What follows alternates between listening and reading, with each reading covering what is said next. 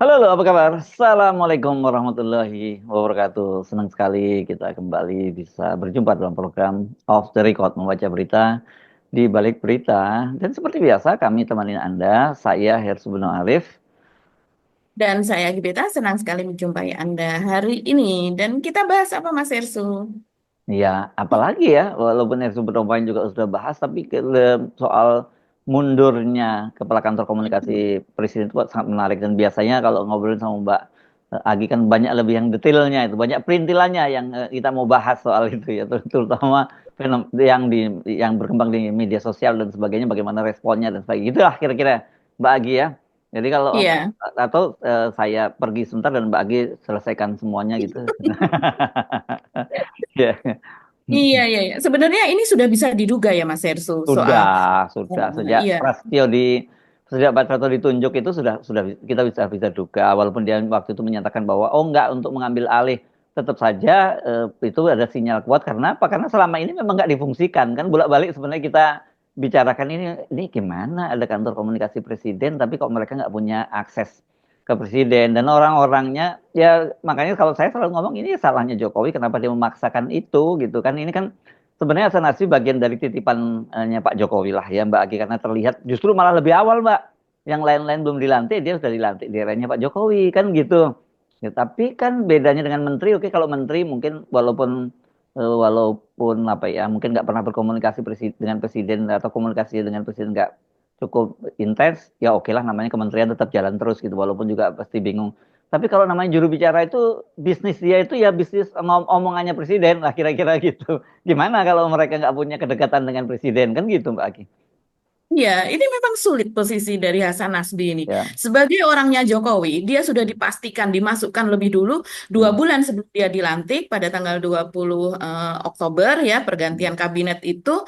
Dan dia sudah masuk lebih dulu pada Betul. tanggal 18 atau 19 19 eh, Agustus ya. Agustus Hmm. ya. Hmm. Jadi artinya 2 bulan sebelumnya. Hmm. Artinya ini memang ada upaya dari Jokowi dengan mengeluarkan keputusan presiden, bahkan Hmm. sebuah keputusan presiden itu Ya. dikeluarkan pada dia sudah mau lengser 2 bulan kemudian. Ada apa ini? Oh, rupanya adalah supaya Hasan Nasbi ini pasti masuk begitu. Hmm. Dan pasti Hmm. masuknya sebagai apa? Sebagai jubir presiden. Jubir presiden adalah orang yang ada di inner circle-nya presiden, orang yang Hmm. sangat dekat kepada presiden. Apa yang dia katakan adalah suara presiden, apa yang Hmm. dia katakan adalah pikiran presiden. Sementara ternyata begitu masuk banyak sekali tembok yang menghalangi bahkan untuk komunikasi secara pribadi dengan presiden pun dia tidak mampu. Begitu kita bisa melihat surat pengunduran diri ini tidak diberikan secara langsung kepada presiden. Sementara yang lain, yang lalu-lalu misalnya di masa Pak Jokowi, seseorang yang mengundurkan diri atau kemudian dia lepas apa dan sebagainya, dia bertemu secara pribadi dengan Pak Hmm. Jokowi begitu. Nah, Hmm. ini ada apa dia tidak menghadap dan kemudian eh, apakah dia tidak meminta waktu begitu ya? Kita tidak tahu apa yang terjadi di dalam ataukah memang Prabowo begitu sibuknya sehingga tidak ada waktu untuk Hmm. menerima Hasan Nasbi, tapi dia malah memilih mengumumkannya itu lewat akun Total Politik Betul. yang kemudian di situ Dia, ada ya. sekitar 4 menit 6 detik begitulah. Dia sering Dan itu memang sering tampil di situ ya sebelumnya juga ya Hasan betul, Nasbi ya. itu memang langganan tampil di situlah dari sejak Pilpres yang lalu. Karena Hmm. Hasan Nasbi ini kan masuk ke dalam TKN Prabowo Gibran ya. Dia Hmm. masuk ke dalam tim utamanya. Dia bukan orang Prabowo, dia adalah orang dari Jokowi yang kemudian ikut kemana Jokowi itu berpihak begitu. Hmm. Ini sebenarnya tadinya dia kurang lebih itu hampir sama Mas Enzo dengan tim-tim apa namanya tim Jokowi begitu di masa ketika Jokowi dan juga Ahok sebetulnya dari tahun Oh ya. 2012 Ya kan ketika pendiri teman Ahok kan dia ini, Mbak. betul dia adalah pendiri teman Ahok. Hmm. Sebelumnya dia itu mengawal Jokowi dan Ahok menjadi gubernur dan wakil gubernur. Hmm. Nah, setelah itu kemudian Jokowi menjadi presiden, Hasan Nasbi ini kemudian mendirikan teman Ahok. Kita tahu betapa intensnya teman Ahok itu bekerja begitu ya. Hmm. Nah, sebenarnya kalau dikaitkan dengan presiden, Presiden Prabowo yang saat ini ya, ini pernah memiliki masa lalu yang tidak menyenangkan dengan Hmm. Ahok gitu kan. Jadi Ahok ini setelah dia didukung menjadi gubernur begitu ya, menjadi wakil gubernur di tahun 2012 begitu. Bahkan kita masih ingat dia bersama istrinya Veronica Tan dan juga anaknya itu datang ke Hambalang disambut oleh Pak Prabowo sampai kemudian pulang pun Pak Prabowo mengantarkan sampai ke pintu seperti begitu hangat. Dan kemudian Sean, anaknya yang pertama, ditanya ingin menjadi apa. Dan saya masih ingat momen itu. Hmm. Dan ya ini artinya kedekatan diterima secara pribadi di rumahnya Pak Prabowo, di rumah pribadinya Hmm. begitu. Dan kemudian ternyata dia meninggalkan Gerindra dengan cara yang ketika itu tidak menyenangkan, tidak dianggap tidak menyenangkan tanpa pamit apa dan sebagainya. Menurut Ahok ya dia sudah apa ya dengan mengirim surat pengunduran diri dan sebagainya. Tapi sebagai seseorang yang didukung ya tentunya dengan mengeluarkan materi juga untuk dukungan seperti itu ya ketika itu ada nama Hashim dan sebagainya. Nah, Hasan Nasbi ini adalah orang yang melekat kepada Ahok dulu. Hmm. Ahokernya di kelas berat begitu. Hmm. Sampai kemudian mendirikan teman Ahok, orang-orangnya disebar di seluruh mall di Jakarta bahkan sampai ke kampung-kampung untuk mendapatkan KTP. Hmm. KTP itu digunakan untuk Ahok maju secara independen sebelum akhirnya Ahok ditangkap oleh Nasdem dan juga PDIP. Mereka mendukung Ahok dan akhirnya dia berhasil mencalonkan diri begitu. Jadi ini memang di masa lalu hubungannya sudah tidak apa ya tidak dekat dengan Pak Prabowo dan sementara Hasan Bukan Nasbi ya, ini tuh bukan hanya tidak dekat kan, tapi posisinya berseberangan gitu ya. sangat berseberangan sebetulnya dia pun mengakui bahkan saking berseberangannya itu dia berkali-kali mencuit ini sebagai latar belakang mungkin teman-teman yang tidak tahu bahwa Hasan Nasbi ini termasuk orang yang melek IT begitu kan karena dia pun juga apa pendidikannya tinggi begitu dan dia juga memiliki lembaga Cyrus Network Hmm. begitu. Jadi ya otomatis itu berhubungan juga dengan misalnya survei apa dan sebagainya. Dan dia juga orang yang aktif di medsos, begitu kan Mas Hersu kita lihat ya. Nah, sebagai orang yang aktif di medsos itu, dia mengunggah hal-hal yang kita bisa lihat sejarahnya memang tidak menyenangkan tentang Pak Prabowo itu begitu. Hmm. Sehingga kemudian ini ya termasuk ketika Hasan Nasbi itu diangkat sebagai PCO di masa Jokowi tidak terlalu berpengaruh, tapi ketika di masa Pak Prabowo dia masih tetap dipertahankan sebagai PCO begitu dan saya rasa itu sudah titipan lah nggak mungkin Pak Ya. Prabowo tidak Hmm. mempertahankan gitu Hmm. tapi unggahan-unggahan dia masa lalu itu kemudian muncul gitu dan unggahan-unggahannya ini kan memang aduh enggak banget gitu ya Hmm. kasihan sekali begitu dia harus menghadapi itu dia mengatakan ya itu adalah masa lalu begitu nah sekarang apa yang terjadi, kita sudah bisa tebak bahwa ini memang tidak klop. Hmm. Tidak klopnya juga kita bisa melihat dari awal dia tidak mendapatkan tempat di dalam istana begitu ya. Hmm. Seorang PCO, seorang yang melekat ada di ring satu lah. Apa yang terjadi jadwal hari ini kita sudah ketahui dari hari sebelumnya begitu kan dan sudah antisipasi. Bahkan kalau kita tahu Pak Prabowo mau kemana apa dan sebagainya biasanya jubir dari presiden ini kan melekat ketika Yes. pergi kunjungan ke daerah, kunjungan kerja ke daerah, bahkan ke luar negeri juga ikut. Tapi ini nggak pernah diajak Mas Ersu. Kita Hmm. lihat tidak pernah ada Dan sosok Hasan di Nasbi sidang kabinet juga pada nggak ada ya Mbak ya, yang sidang kabinet kerja. gitu.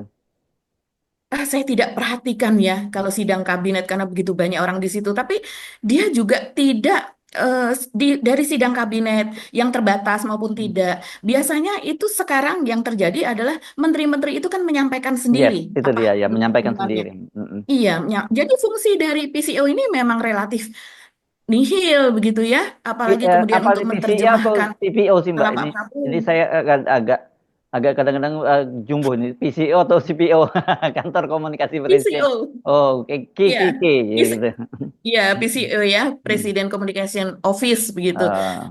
Nah, ya kita lihat memang kasihan gitu. Kantornya saja ada di Jalan Veteran, ada di seberang. Kalau di Hmm. depan Istana Merdeka, belakang itu adalah Istana Hmm. Negara yang Hmm. dulu ada Binagraha di situ Hmm. tempat Hmm. kantor presiden. Nah itu Nah, di seberangnya seberangnya persis. ada Hmm. Hmm. Veteran ya. Hmm. Kantor dari PCO ini adalah di Jalan Veteran. Itu kantor Hasan Nasbi. Kabarnya kalau kantor saya juga belum pernah melihat ya, tapi saya dengar dari teman yang di istana begitu, kalau pegawai-pegawainya, istilahnya staf-stafnya, apa adminnya apa dan sebagainya, itu ada di seberang stasiun Gambir. Kantor apa itu Mas Edu yang gedungnya lumayan tua itu? Kuarnas ya kalau Ya tidak Kuarnas salah. Pramuka ya dulu ya. Kuarnas Pramuka kalau tidak Hmm. salah di sana Hmm. itu. Jauh Jadi ya banget. bagaimana bisa mendengar. Hmm. Hmm. Teman-teman, hari ini baru aja diresmikan Kantor Komunikasi Kepresidenan atau PCWRI, tepatnya di Gedung Kuarnas Pramuka yang berada di Jakarta Pusat. Pasti pada penasaran kan gimana? Ayo ikut saya yuk.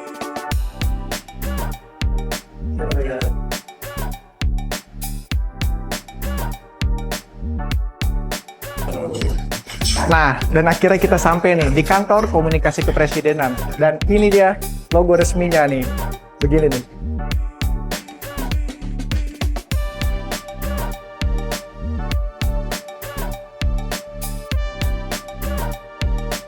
Ya. Ya, bagaimana bisa mendengarkan apa yang dikatakan Presiden, apa yang terjadi di istana, begitu ya. Hmm. Jangankan berkantor ikut ada acara, kemudian ada tamu, begitu. Jangankan ikut ke Istana Bogor apa dan sebagainya. Ya tidak ada sosok itu. Jadi Hmm. sebetulnya, dan ini eh, kita melihat dia itu memang ditugaskan. Ini sebuah lembaga baru ya. Memang ada anggaran gitu. Dan kemudian ditugaskan untuk membentuk sebuah kantor yang artinya membentuk sebuah kantor itu dari atas sampai ke atas, sampai ke bawah begitu Mas Hersu. Nah, kemudian Mas Hersu waktu itu pernah tertawa dia melantik sekitar 50 orang, Ya, 48 sekitar orang lima persisnya puluh. ya.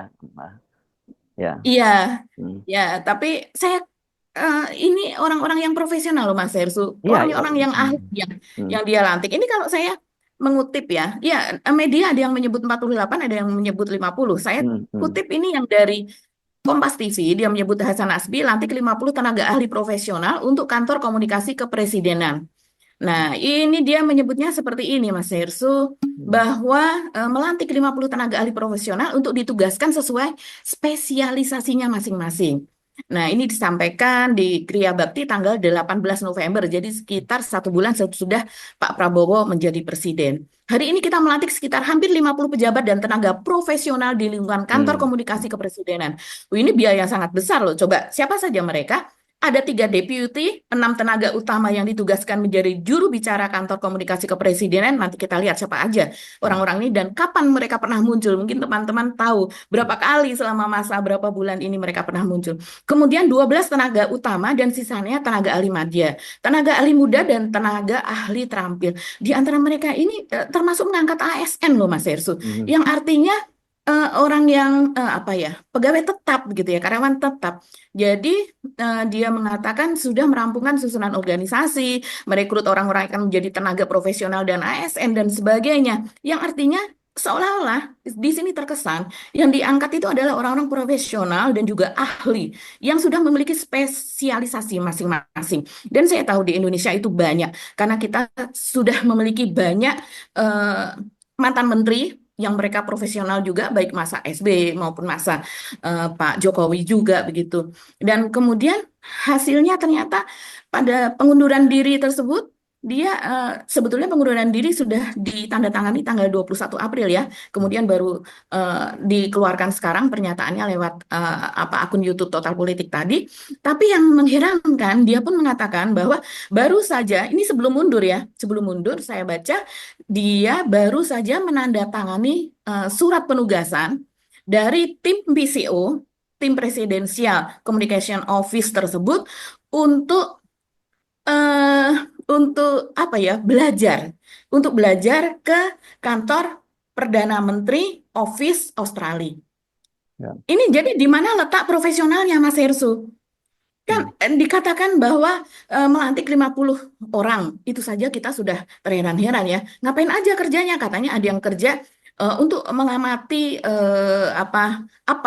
peristiwa-peristiwa yang terjadi antara Indonesia dengan luar negeri begitu. Hmm. Terus kemudian pemerintahan di dalam negeri dan politik dalam negeri. Selain itu juga sosial ekonomi, sosial ekonomi kebudayaan, tentang agama. Jadi terspesialisasi seperti itu. Padahal masing-masing itu bahkan sudah ada wakil menterinya yang bisa ditanya, ada menterinya yang bisa ditanya. Kadang Pak Prabowo juga mengundang wakil menteri tanpa mengundang menterinya. begitu, karena lebih akrab dengan wakil menterinya daripada menterinya, begitu kan. Nah, jadi ini seperti sesuatu yang memang dikelola secara ya udah begini aja begini tanpa ada link begitu ya, ada link and match dengan kementerian lain, dengan departemen lain, dengan kebutuhan Pak Prabowo sendiri dan juga dengan orang-orang yang ada di lingkaran Pak Prabowo. Bahkan ketika sudah menjabat, sudah dilantik oleh Hasan Nasbi, sudah mendapat gaji tentunya, mereka masih mau dikirim ke kantor Perdana Menteri Australia untuk belajar di sana. Jadi di mana letak profesionalnya, di mana letak spesialisasinya begitu. Tentunya kan belajar seperti itu membutuhkan biaya lagi. Padahal ini di masa efisiensi. Jadi banyak sekali dalam hal ini nuansa carut-marutnya pada pembentukan kantor komunikasi presiden ini. Yang sebetulnya ini bisa juga diambil, dikerjakan oleh KSP di masa Pak Jokowi. Jadi ini cawe-cawe Jokowi dalam pemerintahan Prabowo ini membuat situasi yang seperti ini Pak Jokowi bisa lihat. Ini salah satu peninggalan Anda, warisan Anda di dalam pemerintahan Pak Prabowo, hasilnya seperti ini, carut marut. Rakyat bingung. Kita aja yang melihat, yang tahu apa dalamnya itu kita bingung begitu kan. Ini kan Pak Prabowo itu setiap presiden memiliki pribadi yang unik ya, Hmm. memiliki trauma tersendiri dengan peristiwa di masa lalunya, tidak hanya Pak Prabowo, semua presiden gitu. Dan tentunya ya harus memahami karakteristik pemerintahannya Pak Prabowo tentu berbeda dengan pemerintahannya Pak Jokowi. Kenapa meninggalkan orang-orangnya dia yang tidak dekat dengan Pak Prabowo, ditinggalkan untuk dimasukkan ke dalam kabinet Pak Jokowi? Ini nggak match dari awal. Kita Enggak. bersama Mas Irsu sudah bilang, ini orang nggak dekat dengan Prasetyo Hadi, ini orang nggak dekat dengan orang-orang apa ya, menteri senior lah begitu bisa dikatakan, walaupun baru pertama kali menjadi Hmm. menteri, tapi bisa dikatakan seperti Sujono itu ya termasuk menteri senior di mata Pak Prabowo. Nggak dekat lah sama mereka dengan sespri-sesprinya. Hmm. Saya rasa juga tidak dekat orang ini Mas Irsu, Hmm. nggak bisa ngeblend gitu, jadi nggak bisa mendapatkan kisi-kisi. Bahkan dia tidak mengetahui karakter dari Prabowo yang sesungguhnya. Iya, iya.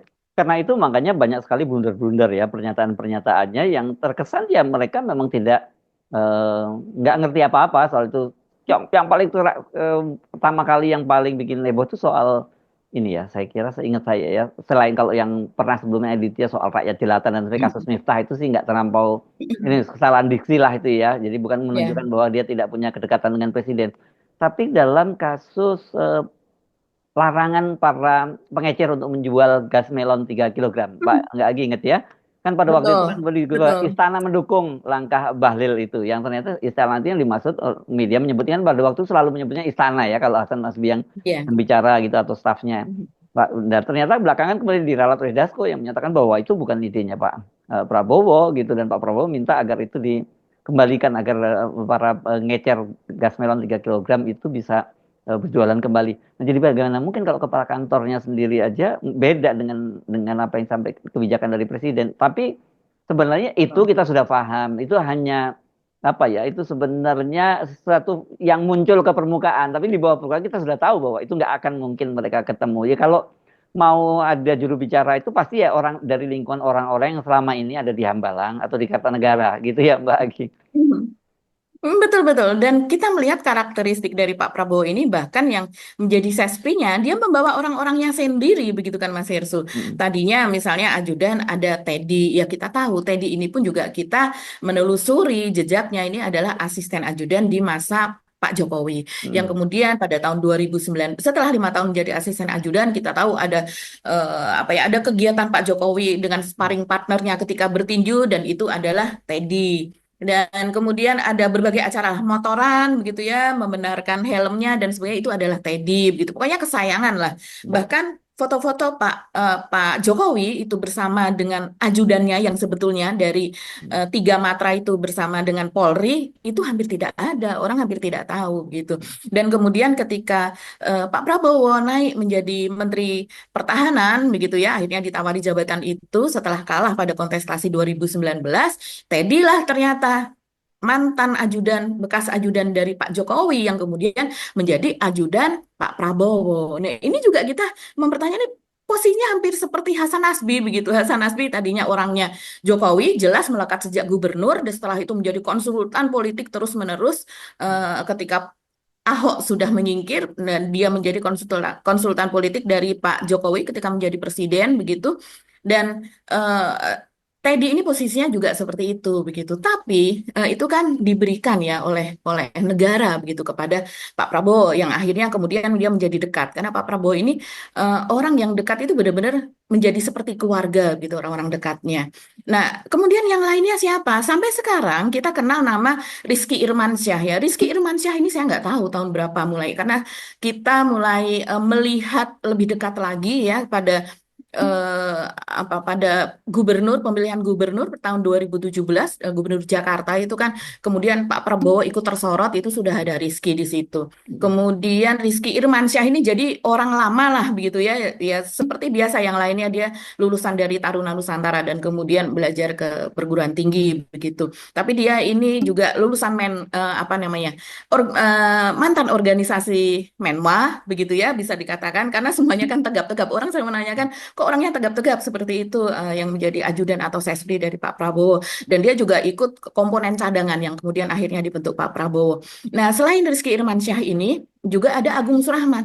Agung Surahman nih kalau tidak salah tahun 2020 yang kemarin sampai dijemput dengan pesawat pribadi Bengkulu ke ya. Bengkulu oleh Pak Mm-mm. Prabowo. Mm. Ini luar biasa sekali, itu saking dekatnya. Jadi sudah seperti anaknya lah kalau kita melihat gitu. Mm. Jadi Pak Prabowo memang tipenya yang seperti itu begitu. Orang yang sudah sangat dipercaya, itu sangat disayangi dan bisa ngobrol dari hati ke hati, makan bersama, duduk bersama, begitu bersendagurau bersama. Jadi bukan hubungan yang kemudian terlalu formal lagi begitu. Agung Surahman ini adalah tadinya dia ketua relawan apa di sana Sanak Jokowi atau apa namanya Mas Hersu Sanak Prabowo maaf Sanak Prabowo Bengkulu karena dia ketua relawan Prabowo dan kemudian dia juga menjadi kader Gerindra dan ketika dia mengikuti sekolah kader Gerindra di Bengkulu itulah pertama kali pertemuannya dengan Prabowo dan Prabowo merasa srek langsung ditunjuk kamu ke Jakarta ikut saya begitu dan ini pernah diceritakan oleh Agung Surahman di akun Instagramnya. Satu lagi itu adalah Rajiv Sutirto. Jadi Rajiv ini juga sama dengan Agung Surahman. Dia dari Bengkulu dan sekolah kader di Bengkulu dan kemudian Pak Prabowo tertarik untuk diangkat menjadi asprinya dia ke Jakarta. Ini sejak tahun 2020-an ya mereka. Dan sampai sekarang mereka ini melekat begitu. Nah, jadi artinya ketika Pak Prabowo menjadi presiden pun orang-orang lama ini ya yang ada di sekelilingnya Ya. begitu. Sebagai kakak pertama kita tahu adalah Sugiono itu kalau di Hambalang dulu kan seperti itu Mas Hersu tahun Ya, ada 2018 sebelumnya yang lebih senior 2019. sebenarnya mantan Menteri Pak Kelautan. Edi Prabowo ya, Ya, yang ada dia juga mm, begitu. Tapi kemudian Pak Edi Prabowo sudah lebih banyak mengurusi partai dan sebagainya. mm, Sementara Sugiono ini melekat pada keseharian dari Pak Prabowo. Jadi istilahnya ketika itu orang mengatakan Pak Prabowo ini bangun tidur melihat wajah Sugiono, mau mm. tidur yang terakhir dilihat juga wajahnya Sugiono. Kalau Mungkin sekarang ganti ya Teddy ya kalau sekarang ya. sekarang ganti Teddy ya, Mm, walaupun posisinya di kenegaraan itu sebagai seskap sebetulnya. mm, Kalau dan Sugiono sekarang menjadi Menteri Luar Negeri ya. mm, Kita dulu juga pernah bicarakan di sini, Sugiono kapasitasnya apa ya? Menteri Luar Negeri itu sesuatu yang nanti sangat berat, sesuatu yang sangat berat membicarakan masalah geopolitik, transaksi ini itu, MOU, investasi apa dan sebagainya. Ya, tapi kita tahu Pak Prabowo sebenarnya ini hanya dipasang karena menjadi Menteri Luar Negerinya sendiri adalah Pak Prabowo sendiri, begitu kan? Dan hanya orang yang bisa dipercaya oleh Pak Prabowo yang bisa menjadi tangan kanannya dan juga masuk ke dalam triumvirat kalau seandainya terjadi sesuatu. Jadi yang memang posisi yang strategis-strategis itu betul-betul orangnya dia sendiri. Di mana posisinya Hasan Nasbi? Ya seperti bukan orangnya, ini sekedar orang yang ada di situ diangkat oleh Jokowi dan terpaksa ya tetap ada di situ begitu. mm. Begitu juga kita melihat yang lainnya Mas Hersu, semuanya ada jabatan lah mereka. Seperti misalnya Anggaraka Prabowo menjadi Ya. Anggaraka menjadi Wamen ya Mas Hersu kalau tidak salah ya. Wamenkomdigi dia, Wamenkomdigi. Komdiji, Ya, dan ya itu betul. bahkan sebelum Pak Prabowo dilantik jadi presiden, dia udah diangkat sebagai Wamen. Sudah naik Ya, di ya, masa Pak Jokowi di ya, masa Pak sudah Jokowi. sudah diminta untuk naik. Hmm. Dan ini adalah mantan fotografer Pak Prabowo dan juga pendiri Indonesian Observer ya, Observer, yes, ya, Observer koran ini berbahasa Inggris ya. koran berbahasa Inggrisnya Pak Prabowo Hmm. yang ada di kedutaan-kedutaan yang ketika itu sepertinya untuk melawan Jakarta Post karena Jakarta Post ini seperti sangat-sangat memusuhi Pak Prabowo lah isinya dan dianggap sebagai musuh politik ketika itu media tapi juga musuh politik. Begitu juga dengan Kompas ketika Pak Prabowo masih kontestasi 2014-2019. Ya, karena Dan mereka yang kan lebih ke lainnya Jokowi afiliasinya. Bahkan betul. Jakarta Post tuh mendeklar bahwa mereka mendukung Jokowi itu. Iya, mereka mendeklar, Hmm. betul, Mas Hersu. Dan ini afiliasinya juga dengan CSIS, begitu juga ya, apa kakak adik Wanandi, begitu. Hmm. Dan kemudian juga Sudaryono, begitu. Ini ke orang yang sangat dekat dengan Pak Prabowo. Jadi mereka-mereka yang tadinya adalah sespri atau ajudan Pak Prabowo, ini memiliki jenjang, begitu ya. Kalau mereka sudah sekian tahun, maka kemudian dipasrahin sebuah tugas. Seperti Sudaryono itu sudah sekian tahun menjadi asisten Pak Prabowo dan kemudian diberi tanggung jawab mengelola Koperasi Garuda Operasi Nusantara. Garuda. Yang kita tahu sekarang obsesi Pak Prabowo adalah membangun berapa Mas Yesu? 1.000 koperasi merah putih atau berapa? 80.000.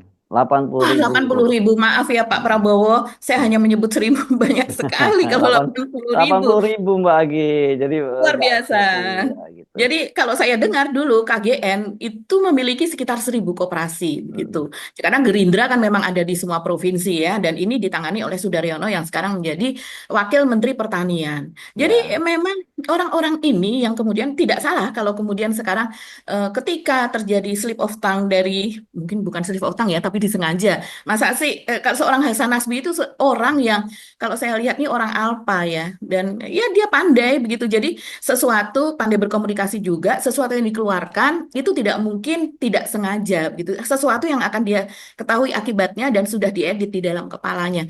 Jadi ketika dia apa namanya menyatakan soal kepala babinya Tempo, ya Hmm. itu jadi sesuatu yang sangat-sangat fatal gitulah Mas Hersu. Ya sehingga sangat wajar kalau kemudian Prabowo pada tanggal berapa 16 18 ya mengatakan bahwa Tanggal untuk 6 ketemu yang di sini yang ketemu dengan para pimpinan redaksi itu kan. Tanggal oh 6, iya 6, betul. 6 April Mbak. Ya. Ya, Hmm. itu yang dia mengatakan soal komunikasinya tidak berjalan dengan lancar. Kemudian di acara yang kedua, di acara Sarasehan Ekonomi tanggal 8 April, Hmm. kembali mengatakan dan bahkan minta maaf bahwa komunikasi ini tidak lancar. Terjadi insiden kepala babi tersebut yang dikatakan dimasak saja begitu oleh Hasan Nasbi. Kemudian Pak Prabowo mengatakan bahwa ya itu sesuatu yang sebetulnya tidak perlu dikatakan, dia mengatakan gitu Itu ya. teledor bahasanya. Teledor, Hmm. sesuatu yang teledor gitu sehingga membuat gaduh begitu, dan dia kemudian menunjuk Prasetyo ya, Prasetyo Yes. Hadi Mensesnek untuk membantu menjadi juru bicara. Tapi tidak lama setelah Prasetyo Hadi ditunjuk ternyata tanggal 21-nya Hasan Nasbi sudah menulis surat pengunduran diri itu tapi baru Ya. diumumkan Tanggal sekarang. 21 itu harus dicatat adalah ketika Prasetyo dalam bahasanya dia mengusulkan, gitu dia menyebutnya, Hmm. mengusulkan nama dari Anggaraka, Pak Menkom Diji dengan Juri Juri. Ardiantoro, Wamen Hmm. Sesnek itu Hmm. sebagai juru bicara.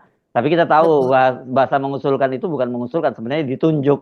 Karena nggak mungkin Prasetyo mengusulkan dan menyampaikan kepada publik Betul. tanpa ada blessing dari presiden. Jadi pada saat itulah saya kira jadi Iya. pencetus dari Hasan Nasbi kenapa kemudian dia memutuskan mengundurkan diri pada tanggal 21 itu Hmm. bersamaan dengan pengumuman ini. Walaupun sebelumnya ketika Prasetyo yang diumumkan menjadi Hmm. juru bicara kan dia dikabar rumor bahwa dia mengundurkan diri itu sudah muncul. Waktu itu dibantah oleh dia bahwa dia masih rapat dan Iya. kemudian ditegaskan juga oleh Teddy, Letkol Teddy yang dia Hmm. menyatakan masih baru selesai rapat bersama kami. Jadi sebenarnya kalau kita lihat dari secara kronologis dan juga latar belakangnya Hmm. seperti Anda tadi ceritakan panjang lebar, kita sudah bisa menduga kok. Dan kalau Anda buka-buka lagi perbincangan kita sebelumnya kan kita sudah menyiratkan itu gitu ya. Cuman tinggal Hmm. tahan-tahan aja sampai kapan itu bertahan. Ini cukup lama loh 6 bulan itu cukup lama bertahan dalam situasi yang tidak menentu sesungguhnya. Makanya kalau saya mencoba pendekatannya lebih netral gitu bahwa nggak sepenuhnya salah dari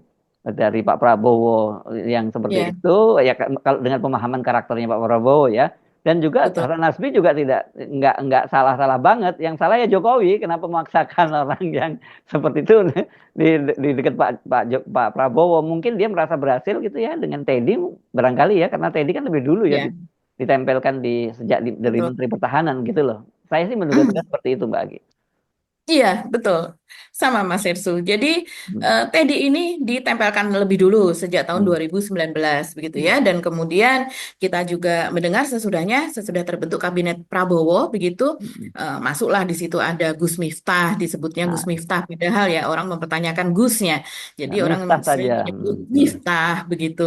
Nah, Miftah ini kemudian ya ini bukan karakter orang Prabowo Mas Hersu. Hmm, hmm, hmm, Tapi kita tahu bagaimana Jokowi ini menginginkan Miftah aktif di TKN, walaupun hmm, Miftah sendiri mengatakan dia tidak ikut TKN apa dan sebagainya, tapi dia operasionalnya itu selama masa Pilpres itu ada di pesantren-pesantren, yaitu karena dia dengan baju ulama itu dia bisa mendekati hal tersebut begitu. Dan banyak sekali nih peristiwa begitu yang kemudian menghebohkan dengan perilaku Miftah ketika itu di masa Pilpres gitu. Dan Miftah ini kita mendengar dari orang dalam juga dibawa oleh Mayor Teddy ketika itu masih Teddy ya, belum Letkol Teddy untuk dibawa ke Prabowo begitu, untuk dikenalkan kepada hmm. Prabowo dan akhirnya orang dari Jokowi ini kita tahu kenapa sih disebut orang Jokowi?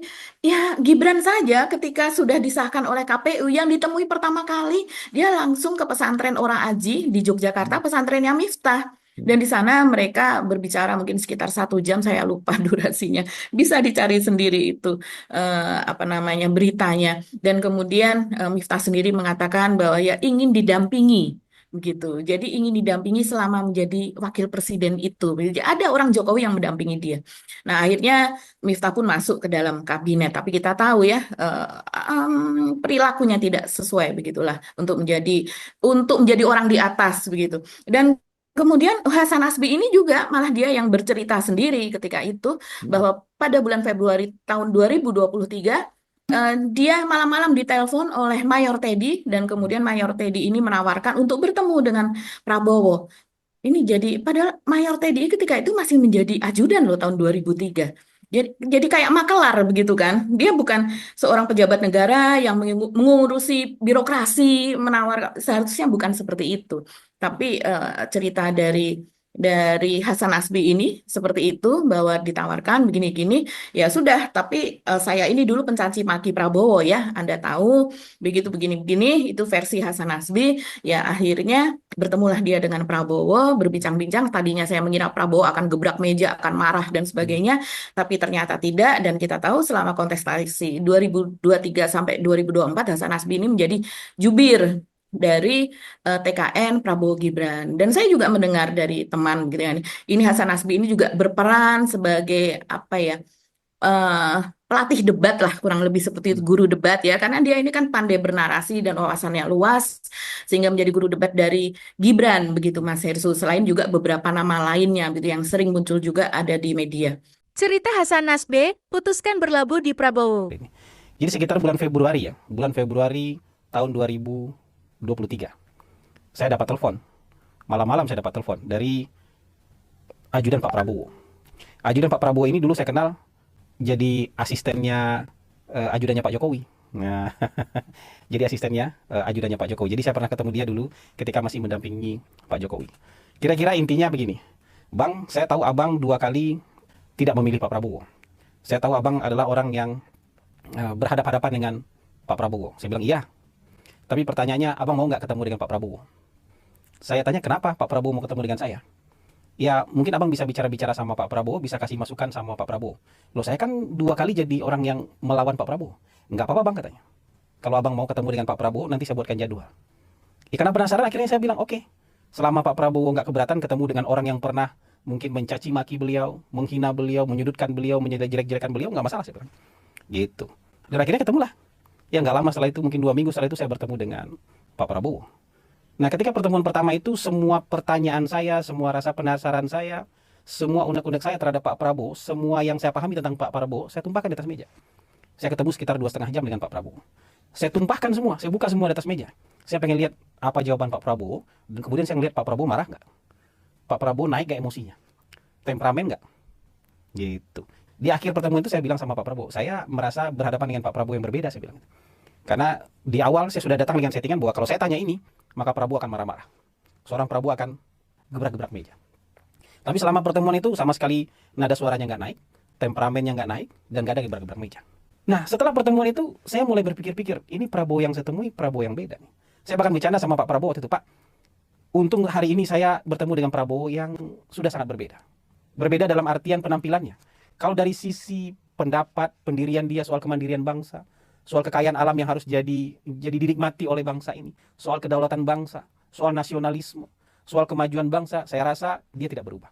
Tapi cara dia menyampaikannya, cara dia mengemukakannya, ya, itu sudah sangat jauh berbeda. Dan bismillah setelah itu saya mantapkan diri, sepertinya ini yang akan saya dukung. Saya sudah ngomong dengan Pak Prabowo, saya akan ada bersama Pak Prabowo baik dikontrak maupun tidak dikontrak.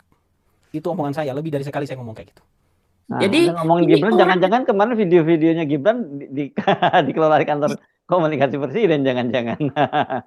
iya, jadi ini memang orang yang melekat kepada Jokowi. Hmm, Bahkan sesudah dia masuk ke dalam lingkaran Prabowo, hmm, mungkin Prabowo-nya juga sudah sadar, yang hmm, sekelilingnya juga sudah sadar karena mereka menjadi lawan bernarasi di medsos dulu kan hmm, sebelumnya begitu. Jadi bahkan kantornya pun tidak ada di istana begitu, mengherankan juga. hmm, Dan kalau kita lihat coba ada 6 orang juru bicara yang dikatakan sebagai asisten lah bisa dikatakan gitu hmm. ya, asistennya Hasan Nasbi di PCO tersebut, dan mereka adalah orang-orang Jokowi begitu.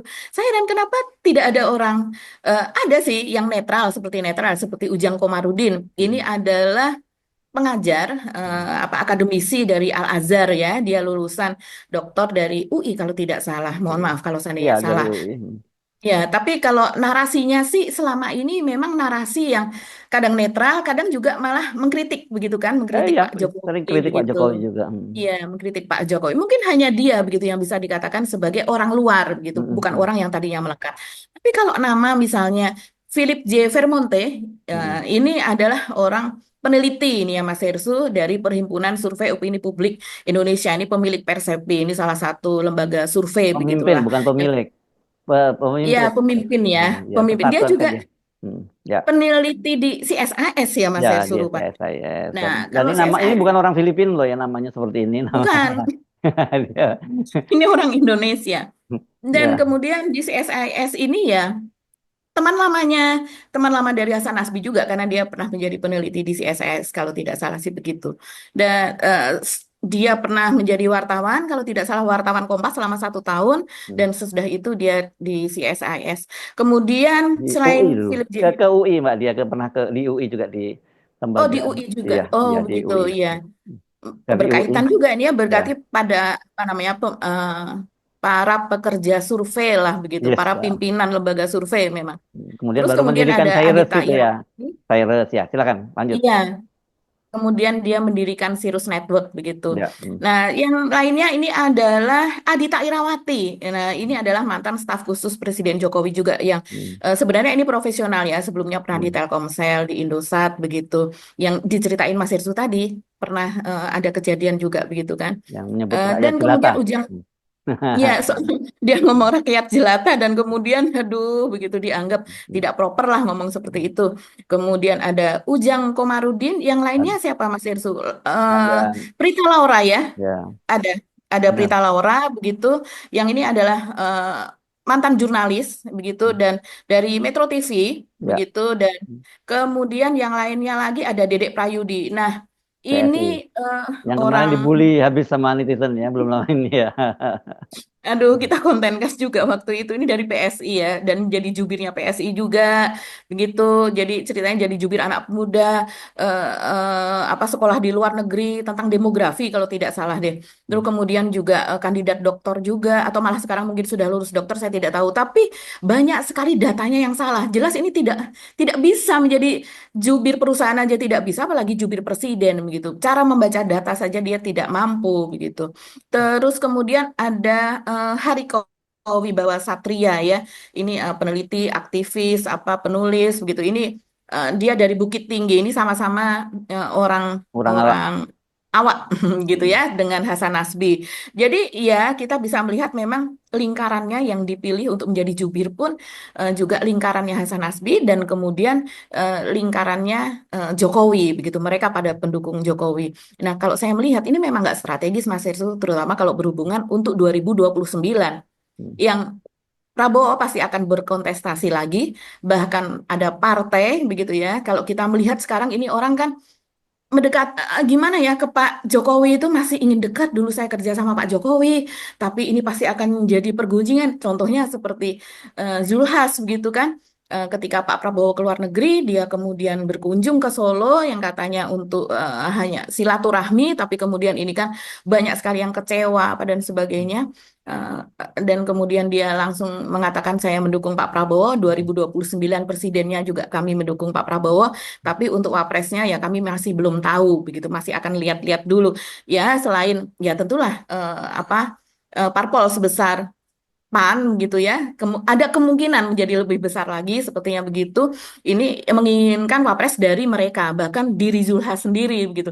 Ya, walaupun partai-partai yang lain begitu ya, organisasi dan sebagainya itu organisasi politik begitu belum menyuarakan, tapi kita sudah tahu lah arahnya nanti 2029 itu seperti apa. Dan kemudian juga konsolidasi ini, saya rasa ini kan Pak Prabowo juga dengan situasi yang seperti ini, apalagi ekonomi yang tidak baik-baik saja, akan selalu melakukan konsolidasi ke 2029. Dan ini buat teman-teman off the record yang selalu saya baca komennya itu di OTR itu, jangan lupakan adili Jokowi, adili Fufafa selalu mengatakan seperti itu ya. Ini saya rasa memang menujunya ke situ ya, menuju ke dalam arti menuju kepada semakin habis orang-orang Jokowi di kabinet Prabowo dan kemudian juga Gibran ini pegangannya semakin melemah begitu kan. Orang-orang ini kan yang ada di kabinet ini kan mereka termasuk dalam cawe-cawenya Jokowi dan kemudian dalam hal ini mereka menjadi pendukungnya Gibran juga begitu Mas Esun. Nah, sekarang mereka mungkin tidak akan terlalu terlihat mendukung Gibran lagi, walaupun sebelumnya akan mendukung Jokowi sehingga mendukung Gibran dan kemudian mendukung juga Prabowo begitu. Saya rasa ini konsolidasinya adalah konsolidasi ke depannya untuk Pak Prabowo begitu dan Ya, tidak menyertakan Gibran di dalamnya. iya, Apalagi orang-orangnya Jokowi ini memang tidak proper yang kita tahu. Mungkin ya, secara keilmuan proper, tapi dari segi tindakan dan sebagainya tidak bisa masuk ke dalam lingkaran Prabowo. ya. Tapi memang saya kira kita jangan terlampau ngambil kesimpulan terlebih cepat ya, Mbak, karena ini ininya menarik ini, tarik menariknya ya. Dan yang menjadi game changer itu kan kemarin ketika ada para ratusan purnawirawan yang Betul. menandatangani petisi itu. Dan dari situ kita kemudian bisa melihat ini ada peta yang berubah karena bagaimanapun kan beda, Pak Prabowo responnya beda banget kan. Kalau sebelumnya Pak Prabowo Hmm. terhadap kritik-kritik dan sebagainya itu Pak Prabowo kan sering ngomong endasmu lah, apalah, lucu-lucuan dan sebagai orang yang memisahkan dengan Pak Jokowi itu lucu-lucuan, kemudian dia menganggap bahwa iya terus dia malah akan teriak hidup Jokowi dan sebagainya. Tapi kali ini beda ketika para purnawirawan karena di situ ada tokoh sepuh ya, tokoh senior yang sangat dihormati semua oleh TNI ya, ini Pak Tri yang punya peran di situ. Jadi kita tahu Pak di TNI itu banyak kubu-kubuan gitu ya.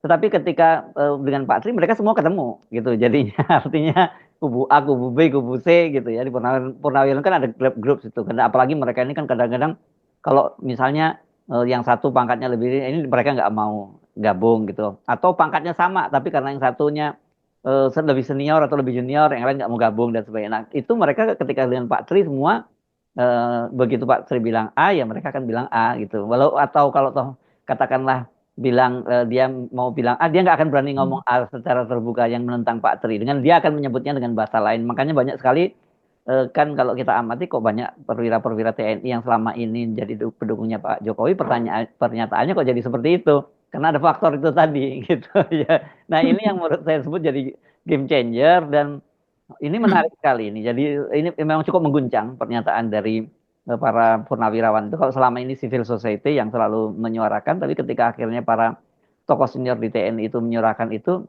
petanya memang berubah. Tetapi apakah kemudian kan orang bertanya-tanya, apakah ini tanda-tanda bahwa Pak Prabowo akan segera meninggalkan Pak Jokowi? Saya sih menyatakan tunggu dulu, jangan terlampau cepat mengambil kesimpulan karena Pak Jokowi sendiri kan rupanya selama 10 tahun itu dia betul-betul membangun infrastruktur kekuasaan yang luar biasa, Mbak ya. Dan itu terlihat kan dari sowan siapa saja yang sowan ke Solo dan sebagainya itu kan sebenarnya peta yang menunjukkan dan itu sebenarnya juga bisa jadi blessing gitu ya.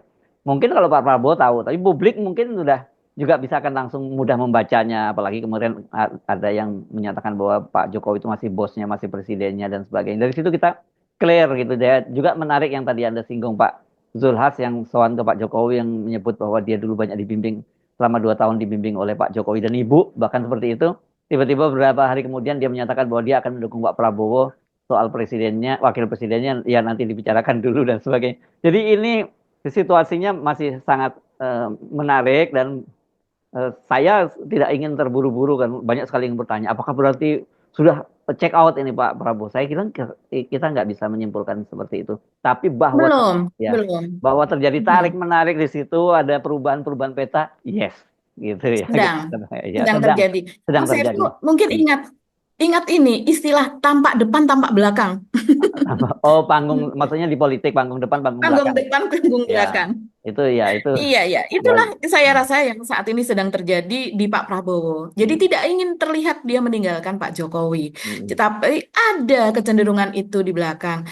Di depannya tetap bersama Pak Jokowi, begitu ya. hmm, Dan saya melihatnya terutama ketika Pak Wiranto itu memberikan jumpa pers dan kemudian ya, dia mengatakan sebagai penasihat presiden, maka itu apa yang disampaikan dengan presiden dan didiskusikan itu adalah sesuatu yang rahasia. Tapi ada satu yang boleh saya sampaikan, diperbolehkan oleh Pak hmm, Prabowo, yaitu soal jenderal itu tadi. hmm, Pendapatnya Pak Prabowo ketika disampaikan soal pendapat dari para purnawirawan jenderal yang hmm, menginginkan agar Gibran itu diturunkan gitu hmm, ya.